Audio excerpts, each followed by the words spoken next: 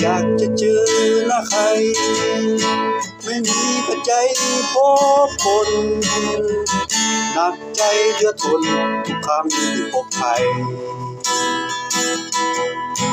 จะตอบยังไงเขาดี